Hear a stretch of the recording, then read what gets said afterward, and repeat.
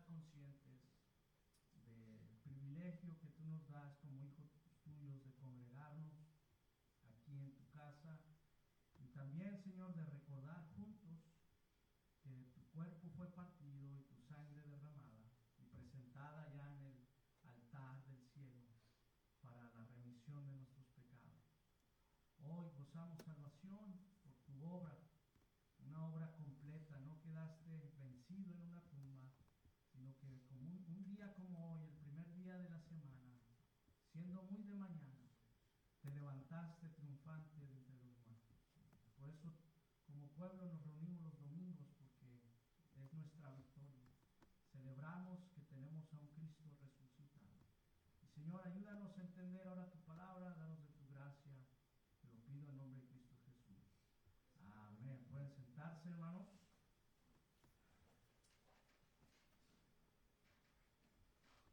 El propósito de la cena del Señor.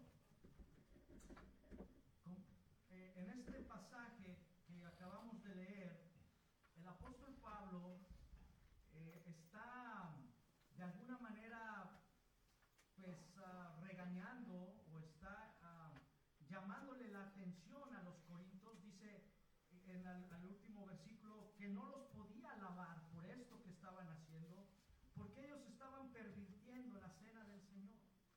Habían hecho de este acto sagrado, lo habían convertido en una burla. Y Pablo les explica las razones del por qué lo estaban pervirtiendo, por qué habían hecho de la cena del Señor una burla. Y dice allí que los ricos se llenaban de una manera glotona y privaban a los pobres de tal manera que no tenían nada para comer. En la iglesia del Nuevo Testamento, la iglesia no solamente se reunía para celebrar la cena del Señor, sino que antes tenían un convivio, un compañerismo, en donde cada quien traía su comida. El pasaje, eso es lo que da a entender, ¿verdad? Dice, cuando ustedes se reúnen, versículo 20, esto no es comer la cena del Señor, porque al comer, cada uno se adelanta a tomar su propia cena. Y uno tiene hambre y el otro se embriaga. O sea, en la iglesia siempre va a haber personas que tengan más y personas que tengan menos. Eso en una iglesia siempre va a existir eso, ¿verdad? O al menos que usted viva allá en Lomas Verdes, allá en la Ciudad de México, ¿verdad? Donde allá sí, en los satélites, ¿verdad? Van puros riquillos, pura gente de la high, allí se reúnen, ¿verdad? Pero dice el Señor, no, esto no es comer la cena del Señor. Ustedes la están pervirtiendo. Y algunos de ustedes están menospreciando a los que no tienen, y entonces eso está trayendo odio unos con otros, amargura, y por eso hay divisiones. Hay diferentes puntos de opinión, y lo que debería de ser una comunión entre los creyentes, ustedes lo han hecho un punto de debate. Y dice, Pablo los está condenando por eso, ¿verdad? Pero entonces, a partir del versículo 23 hasta el 34, Pablo les va a enseñar cuál es el propósito de la cena del Señor.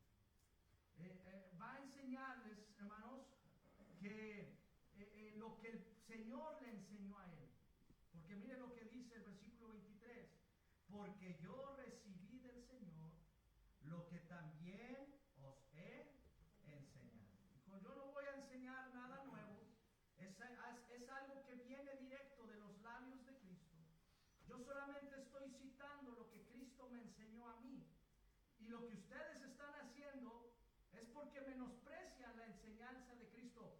Pablo ya les había enseñado este asunto de la cena del Señor. Él ya les había enseñado cómo deberían celebrar la cena del Señor, porque dice el versículo 23, porque yo recibí del Señor lo que también os he enseñado. O sea, Pablo pasó tiempo con esta iglesia, discipulándolos, entrenándolos de cómo debían hacer la obra del Señor.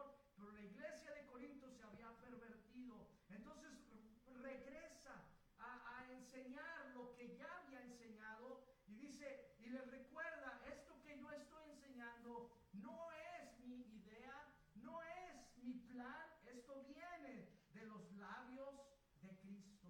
Y hermanos, no, por eso no podemos menospreciar la cena del Señor, porque dice, es algo que el Señor enseñó que se compartiera. En la noche misma que el Señor fue entregado, hermanos, Él celebró la cena del Señor y Él les ordenó a sus discípulos que debían a celebrar este memorial. Dice, cada vez que se reúnan, lo hacen en memoria de mí. Y entonces, hermanos, la cena del Señor es un acto o es en el que la iglesia nos reunimos. ¿Y cuál es el propósito para la cena del Señor? Bueno, en primer lugar es recordar que tenemos un grandioso Salvador. Ese es el propósito. Porque mire lo que dice versículo 23, porque yo recibí del Señor lo que también os he enseñado, que el Señor Jesús, la noche que fue entregado, tomó pan y habiendo dado gracias, lo partió y dijo, comed, tomad, comed, esto es mi cuerpo, que por vosotros es partido. Hacer esto en memoria de mí. La noche en que fue entregado, dice, por vosotros es partido. Y hermanos, es lo que nosotros recordamos, que gracias a que Él fue entregado, gracias a que su cuerpo fue partido, es que nosotros gozamos salvación. Y hermanos, el propósito de la cena es recordar que tenemos un grandioso Salvador. Jesús transformó la Pascua en la cena del Señor. En la Pascua, usted sí recuerda la fiesta de Pascua. En la Pascua los judíos recordaban que habían sido liberados de la esclavitud de Egipto. En la cena del Señor, nosotros recordamos que fuimos rescatados de la esclavitud del pecado. En la Pascua se sacrificaba un cordero cuya sangre se untaba en los postes de las casas y eso significaba que habían sido rescatados de la última plaga que era la muerte de los primogénitos. Entonces en la Pascua era una fiesta donde los judíos recordaban que Dios los había liberado de Egipto porque habían sido esclavos 400 años y Dios los había salvado de Egipto y de Faraón. Y los judíos celebraban la Pascua porque ellos recordaban haber sido liberados por Dios. En la Pascua los judíos recordaban que Dios es su Salvador. Pero para nosotros, hermanos, ya no celebramos la Pascua. Para nosotros, hermanos, ahora recordamos que Él nos sacó de la esclavitud del pecado y ahora nos conduce al reino de su amado Hijo. Por eso celebramos que Él es Dios, es nuestro libertador y es nuestro Salvador. Celebramos, hermanos, que tenemos un grandioso Salvador. Y como dice ahí mismo Pablo en el capítulo 5 de Corintios, vaya a 1 de Corintios 5, dice, limpiaos pues de la vieja levadura para que seáis nueva masa sin levadura, como sois, porque dice, porque nuestra ¿qué? Pascua, que es Cristo, ya fue sacrificada por nosotros. ¿Por qué? Porque, ¿qué dijo Juan cuando vio venir a Jesús? He aquí el Cordero de Dios que quita el pecado del mundo. ¿Sí? Porque los judíos, obviamente, cuando escuchaban la Pascua, ellos entendían, tiene que haber un cordero, el Cordero de Pascua. Un cordero sin mancha, un cordero sin pecado, un cordero puro que es sacrificado, ¿verdad? Y eso simboliza que ese cordero fue sacrificado en la familia para salvar al hijo mayor, al primogénito, para salvarlo del poder de la muerte. Y entonces el padre de familia esa noche de Pascua salió y sacrificó ese cordero, luego derramó su sangre en un recipiente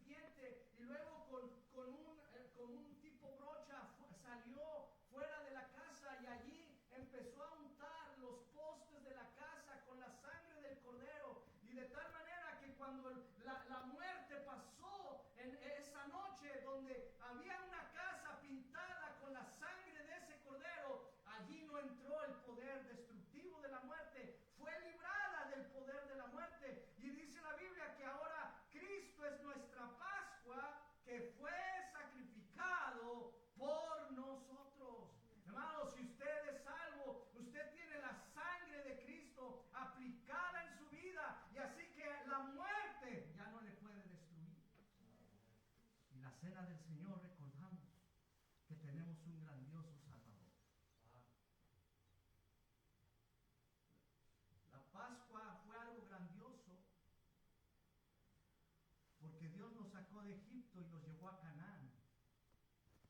Pero hermanos, pero la Pascua solamente les dio liberación física. Sin embargo, hermanos, ahora que somos salvos, no solamente nos hemos sido salvos del poder de Egipto, sino hemos sido salvos del poder del diablo, del poder del pecado. Y no vamos a una tierra prometida, vamos al cielo. Vamos a la gloria. Entonces, por eso debemos recordar, ¿verdad?, a nuestro Salvador. La cena del Señor, de eso se trata. Y vaya conmigo a 1 de Corintios 11. Entonces, ¿cuál es el propósito? Recordar que tenemos un grandioso Salvador, Cristo nuestra Pascua, el entregado, que fue partido su cuerpo. Pero mire lo que dice el versículo 25. Asimismo, tomad también la copa después de haber cenado, diciendo: esta copa es el nuevo pacto en mi sangre. Haced esto todas las veces que la bebiereis en memoria de mí. ¿Sabe qué, hermanos? Por medio de la cena del Señor, recordamos que nuestros pecados han sido completamente borrados. Dice que esta copa es el nuevo pacto. Ahora, el antiguo pacto, que es la ley, fue confirmado por la sangre de animales. Si usted lee el Antiguo Testamento, cuando se presentaron las tablas, allí Moisés sacrificó unos animales para firmar ese pacto. Ahora, el nuevo pacto fue confirmado no con la sangre de un becerro limpio o un animalito limpio. El nuevo pacto fue confirmado por la sangre de Cristo. Entonces, es como hoy en día, hermanos. Hoy en día un documento es oficial solo con la firma. Y en los tiempos bíblicos un acuerdo se firmaba con sangre. Se sacrificaba un animal como señal de que iban a cumplir su promesa. Y Jesús dice, hermanos, Él está entrando en un pacto con nosotros. No somos nosotros que estamos entrando en un pacto con Él. Él está entrando en pacto con nosotros y dice: estoy haciendo una promesa. Un solo sacrificio va a borrar todos y cada uno de los pecados que tú has cometido, y eso va a ser definitivamente.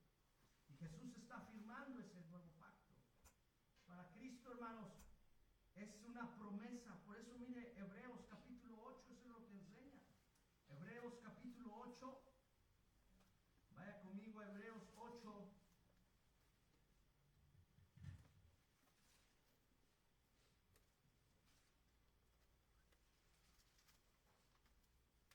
Dice, versículo 13, al decir nuevo pacto, ha dado por viejo al primero, y lo que se da por viejo y se envejece está próximo ¿a qué? A la cerveza. Por eso yo me da cosa cuando las hermanas le dicen viejo a su esposo. Bueno, esa es otra cosa.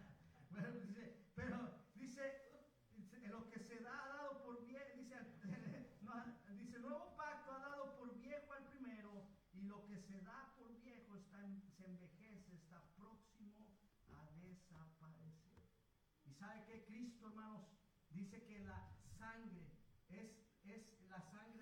esa copa representa la sangre de Cristo, que es el nuevo pacto. Hermanos, ahora estamos bajo un pacto de gracia, no un pacto de ley, no un pacto, hermanos, de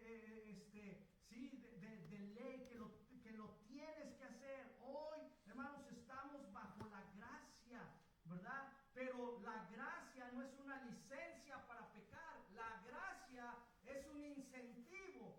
consagrarnos más a Dios. Ahora, fíjese, vaya conmigo allí al capítulo 9. El apóstol Pablo, yo creo que Pablo escribió la carta a los Efesios, a los Hebreos. Dice, versículo 11, pero estando ya presente Cristo, sumo sacerdote de los bienes venideros, por el más amplio y más perfecto tabernáculo, no hecho de manos, es decir, no de esta creación, y no por sangre de machos cabríos ni de becerros, sino por su propia sangre. Entró una vez para siempre en el lugar santísimo. ¿Y qué dice, hermanos? Habiendo obtenido eterna redención. Dice que Él entró, hermanos, una vez y para siempre al lugar santísimo. ¿Y por qué? Hermanos, porque los sacerdotes, ellos tenían que entrar cada año, una vez al año, a ese lugar santísimo. Estaba el lugar santo, pero había un lugar santísimo donde estaba el arca del pacto, y el sacerdote entraba una vez al año, dice, con la sangre de esos animales, y rociaba la sangre allí en esa arca, hermanos, para el perdón de los pecados del pueblo durante todo un año. Pero la razón que se volvía a hacer ese sacrificio cada año es porque era ineficiente, era ineficaz. Y por eso Pablo está diciendo aquí que Cristo entró una vez, ¿y qué dice? Y para siempre. Ya no hubo necesidad que se restituya. ¿Y sabe por qué la misa, hermanos, es una blasfemia? ¿Sabe por qué? Porque la misa realmente, la gente católica, ellos creen que es la transubstanciación. Ellos creen que cada vez que comen el pan y cada vez que toman la copa, ellos están literalmente sacrificando a Cristo. Están comiendo el cuerpo y están tomando la sangre de Cristo. Y hermanos, eso es como si lo estuvieran repitiendo cada vez. Cada que se celebra una misa, ellos están repitiendo ese sacrificio. Y el autor de Hebreos dice, esto se hizo una vez, ¿y qué? Y para siempre. Ya no hay necesidad de que se repita, porque este sacrificio es eficaz. Y mire lo que dice, versículo 13. Porque si la sangre de los toros y de los machos cabríos y de la ceniza de la becerra rociadas a los inmundos santifican para la purificación de la carne, cuánto más la sangre de Cristo, el cual mediante el Espíritu eterno se ofreció a sí mismo sin mancha a Dios, limpará vuestras conciencias de obras muertas para que sirváis al Dios vivo. Así que por eso es mediador, ¿qué dice? De un nuevo pacto, para que interviniendo muerte para la remisión de las transgresiones que había bajo el primer pacto, o sea, el pacto de la ley, dice, los llamados reciban la promesa de la herencia eterna. Estamos bajo un nuevo pacto, y Él es el mediador, y Él presentó su sangre como testimonio de ese nuevo pacto. Y entonces, cuando celebramos la cena del Señor, hermanos, estamos recordando que nuestros pecados han sido completamente borrados. Por eso cuando estamos tomando la copa que representa la sangre de Cristo, usted debe de estar pensando que cuando Jesucristo fue ascendido al cielo, Él llevó su propia sangre y la presentó en el altar del cielo. Y todos mis pecados fueron perdonados. Ya no hay condenación. Nuestros pecados, su sangre es el nuevo pacto. Es lo que está diciendo Pablo. Vaya conmigo a 1 de Corintios capítulo 11.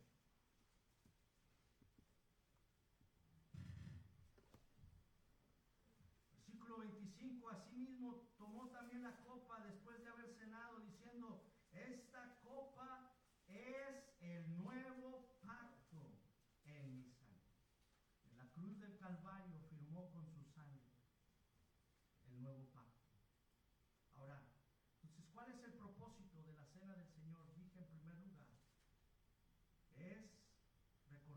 tenemos un glorioso Salvador, es recordar que nuestros pecados han sido completamente borrados. Pero mire lo que dice allí el versículo 26.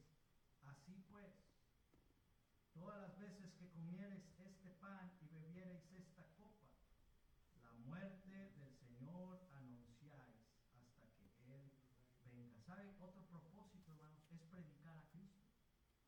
Dice, la muerte del Señor, ¿qué? Anunciáis. Cuando celebramos la cena del Señor, estamos predicando al mundo que Jesús es el Salvador encarnado, que murió como un sustituto por nuestros pecados y que derramó su sangre para el perdón de nuestros pecados y que su sacrificio es efectivo para todo aquel que cree si confía que Él es Dios y es el único que le puede salvar. Es lo que estamos predicando. Estamos celebrando, Él es el Salvador. Dice, cada vez que comas este pan y bebas esta copa, la muerte del Señor anunciáis hasta que Él venga. Y también estamos predicando, hermanos, que esperamos su regreso. Por eso dice, la muerte del Señor anunciáis hasta que Él venga. Estamos anunciando, nosotros como creyentes creemos que un día Cristo volverá por nosotros. Y por eso es muy importante, hermanos, este memorial. Por eso es tan importante. Entonces, a partir del versículo 27, Pablo les va a dar algunas recomendaciones de qué debería ser nuestra actitud cuando celebramos la cena del Señor. Ya les habló en el versículo 17 al 22 que ellos estaban pervirtiendo la cena del Señor, pero entonces del versículo 23 al versículo 26 les enseña cuál es el propósito de la cena del Señor, y entonces el versículo 27 al 34 les va a decir algunas recomendaciones prácticas. ¿Cuál debería de ser nuestra actitud al prepararnos para celebrar la cena del Señor? Entonces, en primer lugar, hermanos, vaya allí, versículo 27, de manera que cualquiera que comiere de este pan o bebiere esta copa del Señor indignamente, será culpado del cuerpo y de la sangre del Señor. Entonces, Pablo está diciendo que no debemos tratar esto como algo común. Debemos tratarlo como lo sagrado que es.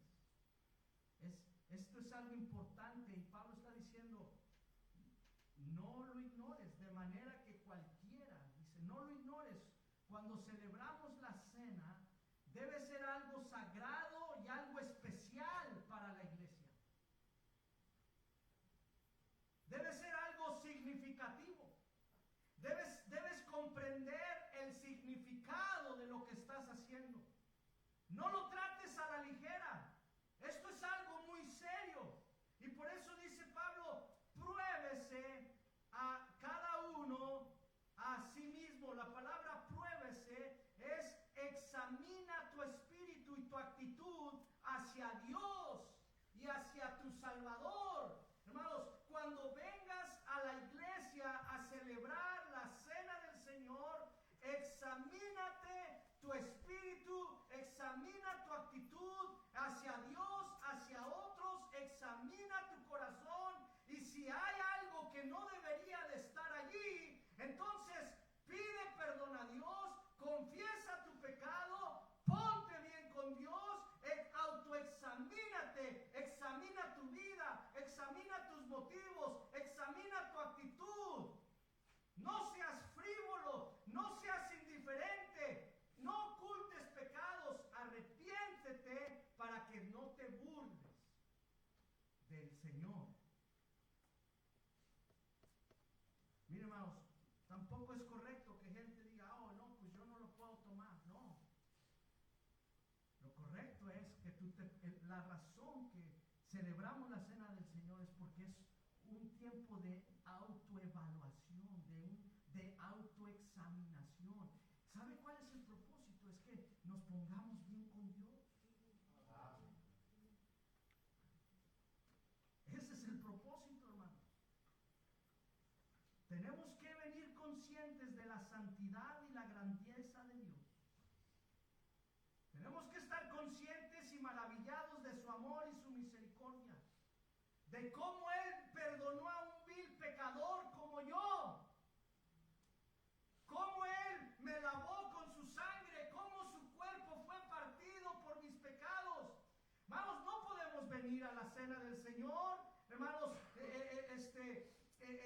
con amargura en nuestro corazón hacia otro cristiano, con pecado no confesado. No podemos venir a la cena del Señor sin estar conscientes de lo que Cristo hizo por nosotros, hermanos. Y si venimos a celebrar la cena de esa manera, dice Pablo, estaremos celebrando la cena del Señor indignamente. Por eso, examínese. Examínese, es un tiempo de preparación, de ponernos bien con Dios.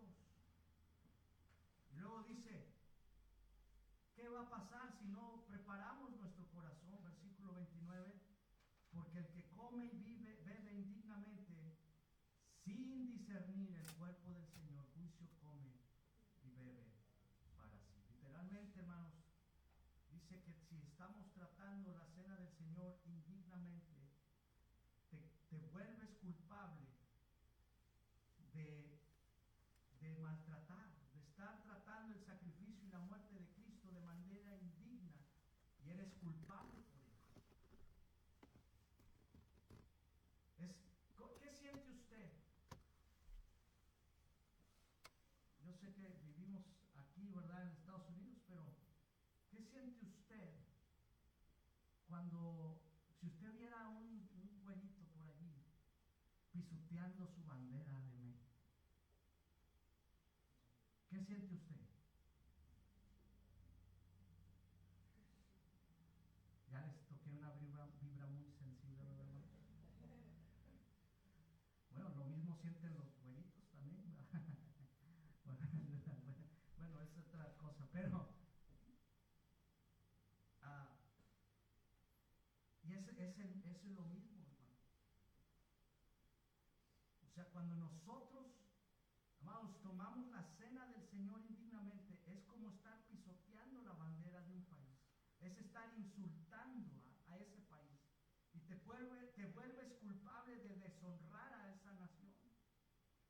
Y alguien que come con indiferencia la cena del Señor está pisoteando el cuerpo y la sangre, porque estos elementos representan el sacrificio que tu Salvador hizo por ti.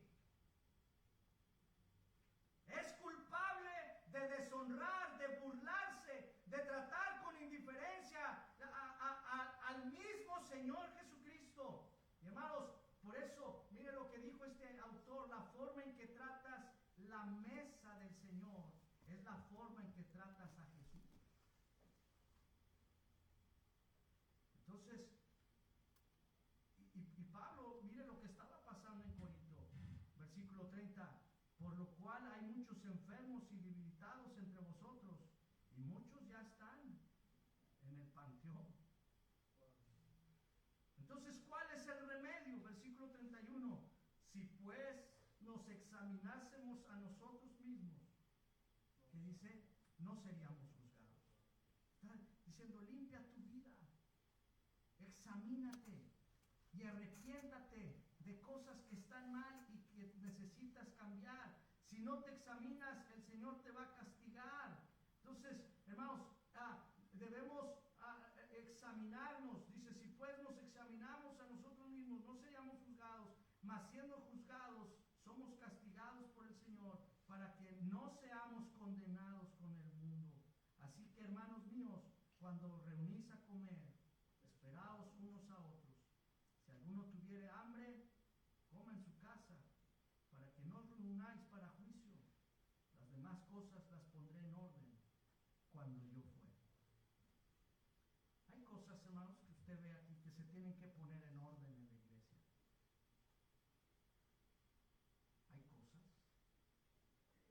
tienen que ordenar. Pablo está dando instrucción. Entonces, reúnete. Cuando vengamos a celebrar la cena del Señor, y no nada más la cena del Señor, sino cada servicio, deberíamos reunirnos conscientes de la importancia de lo que estamos haciendo. En las iglesias del Nuevo Testamento, cada semana se celebraba la cena del Señor. Ellos lo hacían cada semana. Entonces, celebrar la cena del Señor, hermanos, no es un rito, es un memorial. Pero sí es algo sagrado, es algo que debemos tomar con seriedad. Porque esos elementos representan el cuerpo partido y la sangre derramada de nuestro Señor, que lo hizo para el perdón de nuestros pecados. Gracias a ellos somos salvos. Gracias a ellos gozamos salvación y seguridad de salvación. Así que vamos a tomar un tiempo, hermanos, ahí en su lugar, como dice la Biblia.